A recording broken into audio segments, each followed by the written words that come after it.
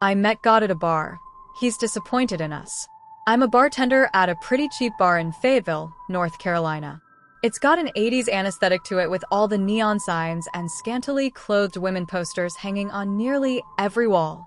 Most nights are quiet as there's much better options to drink around town, and my only form of entertainment is the occasional conversations I have with some of the customers.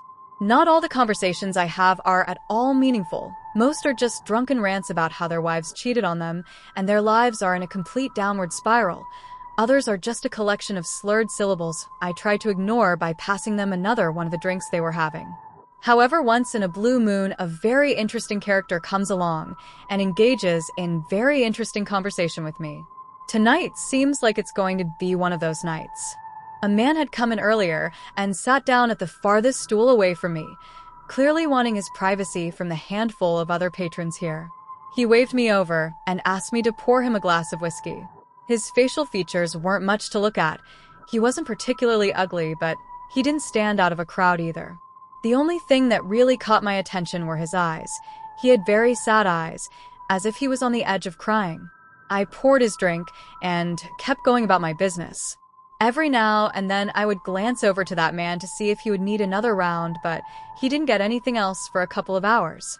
I could occasionally hear him whimpering over the loud conversations and jukebox music. A few more hours passed, and every customer had stumbled out of the bar as it was nearly closing time, except for that man with the sad eyes. I could have sworn he had not changed position since I poured his first and only drink a few hours ago. "Hey man, I'm sorry, but we're about to close," I said on the other end of the bar while he just stared at his glass of booze. We were the only two people left in the bar, and the music had stopped, so there wasn't any way he couldn't have heard me. I was a little annoyed as it had been a long shift, and I was dying to get home and sleep in my comfortable bed. I walked over to him and immediately noticed that the man hadn't even touched his glass of whiskey. "Did you hear me?" I said. "We're about to close," I said, towering over him on the other side of the bar. "I heard you the first time, Elizabeth. I'm just not ready to go home yet," the man said without taking his eyes off the glass. "Look, I'm tired and—" I froze mid-sentence. I had not told this man my name, and it had been the first time I've ever even met him before. "How did you know my name?" I said, confused. "I don't go by my given name since I was a teenager. My friends and coworkers only knew me by Ellie, yet somehow this man knew me." My mind was racing. I felt oddly terrified by the brief exchange, and the possibility of this man wanting to hurt me suddenly crossed my mind. We had an old hunting rifle that some of the other employees had to use on very rare occasions to de-escalate a potentially violent situation. Unfortunately for me, it hidden beneath the cash register on the other end of the bar. Maybe if I made a break for it, I could grab it before he...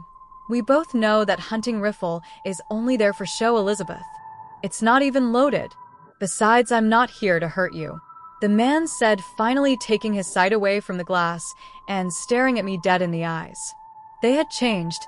His eyes no longer looked sad to me, but now more tired than anything else. "Who are you? How do you know me?" "How did you know what I was thinking?" The man pushed the glass I had served him forward towards me and said, "Elizabeth, I'm God." Frankly, I was in disbelief. Wouldn't you be in this situation? How would you react if someone claimed to be God? I took a deep breath and I chugged down the glass of whiskey in front of me. If you're really God, what the hell are you doing in this shitty bar in Fayetteville of all places? Well, to be fair, I'm in many other places at the same time, having this same conversation with many other people. And what exactly is this conversation we're having? This conversation is a warning to you and a few chosen others I have deemed decent human beings. The words coming out of his mouth somehow made my stomach drop as I listened to God. You all think that I have abandoned you whenever some difficulty comes about in your lives, but that couldn't be further from the truth. There are things I protect you from, huge things, hideous things, abominations that seek to desecrate reality and all my creations. From the beginning I have shielded you, given you paradise and comforts, yet you time and again have proven to me that my love for you is misplaced. I gave you free while expecting greatness, and all I have gotten in return has been blasphemy, Wars raged in my name, and some of you have even denied my very existence.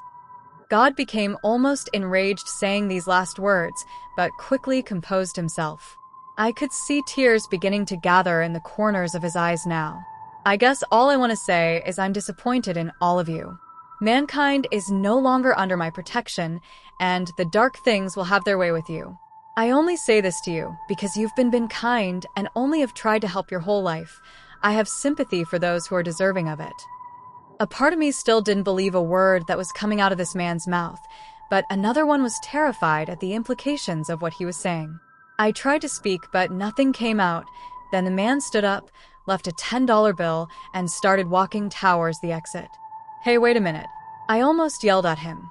The man who claimed to be God only looked back to say the last words that still haunt me to this day. Good luck. You're on your own. Creepy guy at the bar. I need advice because I feel like I'm going crazy. I've had this guy come in 5 or so times in the past month on days I've been working. I got weird vibes from the start from the way he would stare and talk to me. One time he said to me, "Has anyone told you that you are wonderful recently?" He also started calling me sunshine, honey, and other pet names. He also brought up the fact that I talk quietly/softly repeatedly. I brushed it off at first, saying something about how I know that I do, but it's just who I am. Then one day he comes in and calls me some nickname and starts being flirty, so I cut him off and ask him what he wants to drink. He says, "Ooh, authoritative. I like that." I walk away. I try to be nice and make casual conversation with him. He asks if I have a boyfriend, and I say yes. He tells me that he is a lucky guy, and I tell him I am the lucky one. He then keeps talking about how quiet I am and says that's how he remembers me, as the quiet one. I get annoyed and go up to him, look him in the eyes, and say, "Am I quiet, or do you just not listen well?" He still makes a comment, so I start talking pretty loud and say something along the lines of, "I'll start working on that just for you." He then says, "Haha, are we fighting?" I print his check and put it on the bar top, and he says, "I guess I'm leaving," and I say, "I guess you are." I walk away, and I think he won't be back. Fast forward to tonight, and there he is back at the bar. I try to be nice. He starts with, "Hi, sunshine," and tells me twice in less than a minute that he can hear me this time. I turn to my male coworker and ask him to serve him, because I won't. I walk away, and my coworker tells my manager what's going on and tells her that he will be working until he leaves. During the night, another bartender serving that night keeps going up and flirting with him. Later, my manager goes up and is flirting with him. She gives him a free beer and her number. She later comes up to me and says she doesn't know why I was creeped out because he was fine with her. Another bartender that was serving that night comes up to me and tells me I was valid with my concerns because she actually gave him her number one night, and apparently he was really aggressive with his advances. He never asked her about her life or anything. He went straight to asking her when she was free so they could make out for 15 minutes and asked her to send sexy pics. I feel like I am just being sensitive, but I don't think I should have to deal with creepy men just to make money. I also can't believe my manager completely invalidated my experience by hitting on him. What should I do? Is this really just what I have to deal with if I want to bartend? Serial killer walks into a bar. So this was nearly 20 years ago. Sheesh, I feel old. Over a few months, all these posters of missing women kept going up in the neighborhood I lived in and neighborhoods nearby. One night we were sitting in a bar, and there were probably about 20 people in there in total. Everyone's having a nice time. No drama. Nothing out of the ordinary. When this guy walks in and sits down, he was wearing regular, not noteworthy clothing. He didn't talk or saying anything strange. He wasn't even acting in a weird way. But the whole room went cold. People stopped talking, shuffling around in their seats. It was like this dark, unrecognizable energy had entered the room. I remember feeling breathless, and like I just wanted to run from the room. Everyone else in the bar seemed to be responding the same way. The guy walked over the bar and asked for a drink, and I've never seen this happen before to a sober customer who hasn't caused any trouble, but the barman turned him away, and the guy left. Almost immediately, the atmosphere went back to what it had been. I walked up to the bar and ordered a drink and asked the bartender why he refused the guy a drink. We were friendly as I drank there regularly, and he said the guy just made him uncomfortable in a way he'd never experienced before, that he couldn't bring himself to serve him a drink. Other people in the bar began to agree, but no one could put their finger on why. A couple of weeks later, I was watching the news, and there was a breaking story about how someone had found dismembered limbs in a rubbish bag. The remains belonged to the missing women whose missing photos we'd been seeing for months. They were all sex workers. They showed a photograph of the serial killer they'd caught, and sure enough, it was the guy in the bar that night who no one could bear to be in the room with. I can't explain why, because when he walked in and asked for a drink, he really didn't do anything strange. But he brought this terrifying, inhumane, unrecognizable energy with him. Sometimes I even wonder if he had just killed someone that night or killed someone an hour or so later, and that's why the presence of evil felt so visceral that night. Bar ghost story, all true. This is a long read, but it is 100% true. I started bartending when I turned 21 and worked at the same bar for about 2.5 years. This bar was in an old building in downtown of a small suburb of Tulsa, the old type of downtown where all the buildings are like 2 stories and they all share walls. This particular one shared each side wall with another business. To the east was a Mexican restaurant, and to the west was another business I cannot fully remember. The north side of the building faced the road and was all glass, 3 ceiling-to-floor windows, 2 on the west side, 1 on the east side with a glass door separating them. The parking was on the street as well, so if you're parked in front of the building you can see in. This will be important later. It was a 2-story building, but there wasn't a second floor in the front half. It was all open with the exposed wires, beams, ducts, etc.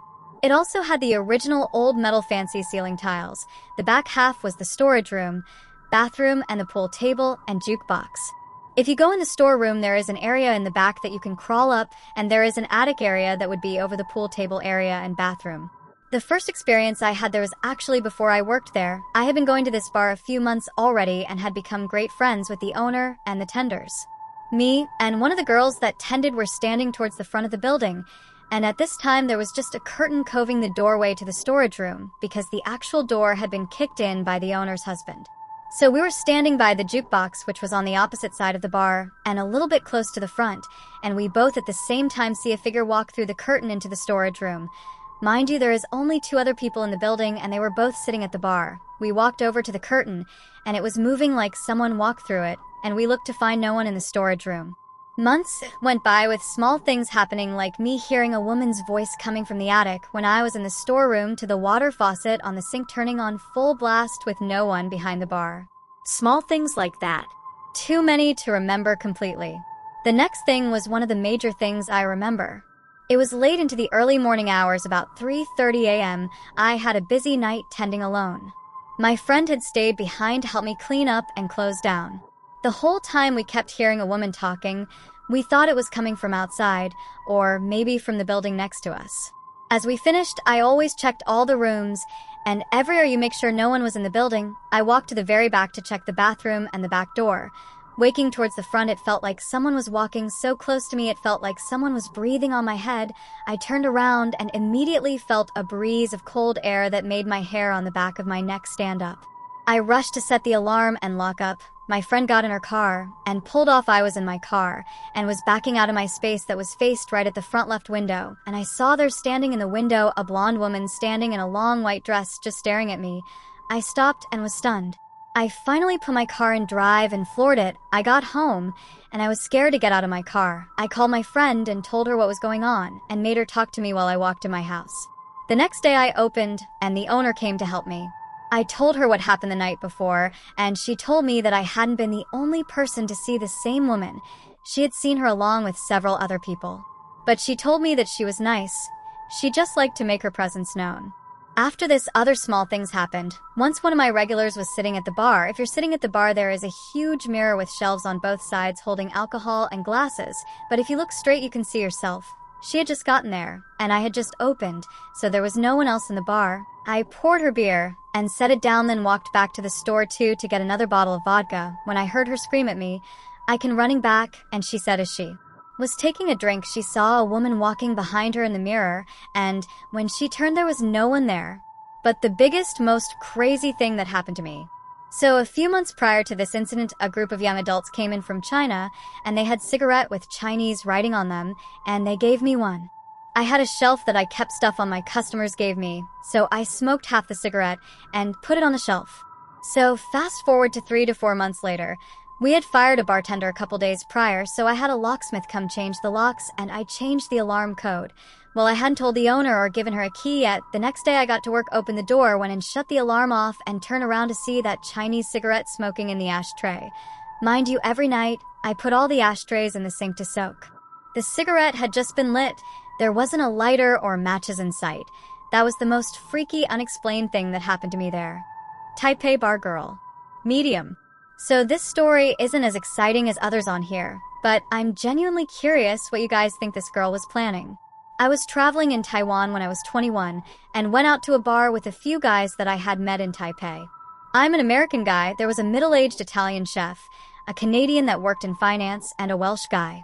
This Welsh guy is a bit important as he was the main proponent for following this girl we met. He was visiting Taiwan from mainland China where he lived full-time, and he had a girlfriend. He couldn't stand back there, so he was hungry to cheat. Anyway, we were out at a bar downtown, and I spotted a gal who was sitting alone, so I thought I'd invite her to our table. Turns out she was actually there with someone, but he was inside getting drinks. Either way, we invited them both over to join us. They were both Americans. She was from Boston, and I remember they were both young. I'm not certain of the girl's age, but I actually remember the guy was around 20. We learned of this by the reason he was in Taipei, which was the first red flag for me. He was escaping the US because he had sex with an underage girl and, I'm not sure of the details, was waiting for her to turn 18 before he went back to the US because her parents called the police on him. Fast forward a few hours of her rambling about how she wants to help underprivileged people, and I was ready to have a change of scenery. She excitedly insists that we go to a bar that's nearby. In fact, she mentions that she has 3 girlfriends who are waiting for her at this very bar right now. I felt a bit suspicious of her already, but I actually had heard great things about this bar from other people, so I figured it would be okay. As we arrive at the new bar, it ends up being closed. Instantly, and without even checking her phone, she says that her friends are actually at a different bar, but for this one we should take a taxi. That's the end for me, and I let the guys know that we need to get out of here because she's being too strange, and we were getting into a less populated part of the city. Luckily, we had too many people for one taxi, so we get the address from her and agreed to meet her there. We load up into our own taxi and go straight to a different bar. Once she realized we weren't coming, she starts to message the Welsh guy. We all had exchanged Facebook information and begging us to come meet her. She told him that her friends are there and they want some guys to hang out with. To my shock, this guy even tries talking us into it. We all refuse and just continue the night at this other bar. Throughout the night, she didn't stop messaging him and even began to message me and another guy. I asked her to send me a picture of her and her friends. She quickly responded with a picture of her with 3 girls, but seriously, she had a different outfit on than when we saw her before. Eventually, she sends us messages saying she is back at the original bar waiting for us and that her friends are getting tired but really want to meet us. Finally, we convinced the Welsh guy to stop responding and wind down the night. This gave us the creeps a bit, but the best part happened in the morning. When I was having breakfast, I was recalling this strange girl to a Danish guy I had met. As soon as I mentioned how she tried to lure us to a bar, he said, "Wait, was she from Boston?" Apparently, she had done the exact same thing to him and some friends the previous weekend. I'm curious what you guys think. What was her plan? Or was she just crazy? Don't drink anything you didn't open yourself. More than a few years ago, I was working as a burlesque entertainer in a gentleman's club and was idly sitting at the end of the bar one night when a couple came in. Not unusual. I had no contact with them and thought nothing of their being there until later. A few days after that night, the doorman handed me a piece of paper that had 2 names and phone numbers written on it, Laura and Richard. I was supposed to call one of them, so I called Laura, who told me they had been the couple who'd been at the bar the other night, and they'd noticed me and thought I'd be perfect for a part in a movie Richard was producing. Would I be up for meeting? Of course I would, who wouldn't? I was told Richard would pick me up the next night at 7, and to wear something wild. 7 o'clock came the next evening, and I was ready in a white lace dress with ostrich feather trim when Richard showed up outside my building, so I went down, introduced myself, and got in the car. We agreed to go to a local bar I knew well for the meeting, but first we had to go back to his place so he could pick up some contracts he'd forgotten, so off we went. He went in the house and came back out with a few manila envelopes and an open bottle of beer, a brand that I didn't drink. Plus, it's against the law to drink alcohol in a vehicle here, so I stuck the beer into the window well of his Jeep, and we went to the bar. At the bar, he showed me what were supposedly scripts from this movie he was producing and some contracts, and it looked pretty legit. Richard was very nice, and I was interested. I'd made some plans to go out later with my soon-to-be boyfriend, so I excused myself to go call him on the bar's payphone and took my Corona that I'd ordered at the bar with me to the bank of phones. As a dancer, I'd been taught by the other older girls to never let your drink out of your sight. My boyfriend wanted to get going to another club, so I went back to the table where Richard was and told him I had to go. He didn't like that and tried a few different things to get me to go to the movie set with him, saying I could meet Mickey Rourke and check out the set, but all I really wanted to do was meet my boyfriend. So I declined, took Richard's card, and left. I never heard from Richard again, but a couple of months later, the police came around to the bar I was working at. They had 2 big books of mugshots and a stack of Polaroids with them, and they wanted to talk to all of us about a predator couple who had been setting up meetings with dancers by saying they were in the film industry, then drugging and raping them. They showed me the 2 mugshot books and asked if I saw anyone I recognized in the pictures, and I immediately identified Richard and Laura. Then they showed me the Polaroids, which were trophy pictures of the couple in the act of attacking the poor drug girls, and asked if I knew any of the victims and where they might find them, in order to talk to the girls. I only knew a couple of the women in the photographs, but there were a lot that this had happened to. Richard and Laura were prosecuted. He went to jail, but she didn't, because she was from a wealthy family, and she also turned witness on him. About 12 years after Richard was convicted, I saw in the newspaper that he was up for possibility of parole, so I wrote a letter to the parole board telling the story and urging them to not let him back out because he's a dangerous offender who should have to stay in prison for the entirety of his sentence. If I had drank that open beer he had handed me in his Jeep on the way to that meeting, I wouldn't have made it to the meeting and would probably have ended up in that stack of Polaroids. Girls and guys, always keep your eye on your drinks. Have fun, but be careful out there.